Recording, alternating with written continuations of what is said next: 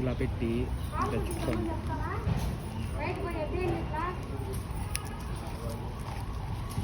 ఇది ఇటు వచ్చి తిరుగుతుంది, రౌండ్ తిరుగుతూ ఉంటుంది. ఈ జాయింట్ అయిపోయింది కదా, దారం ముడేసుకుంటా చూడండి, అది కూడా డిఫరెంట్గా ఉంటుంది. ఏ మాల అయినా ఇంతేనండి, గులాబీ మాల ఏదైనా అంతే కదా, సేమ్.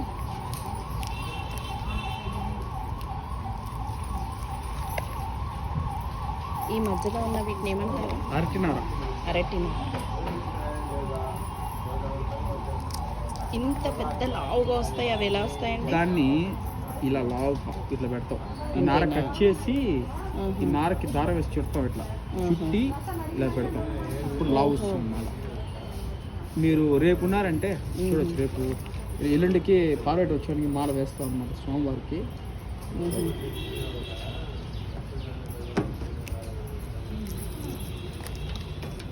ఈ ఉల్లన్ తోటి అల్లుతున్నారు, అవి కూడా మీరే అల్లుతారా? ఏది ఉల్లన్ దండలు వేసి? ఉల్లన్ దండలు వేస్తాం ఓన్లీ ఇవే.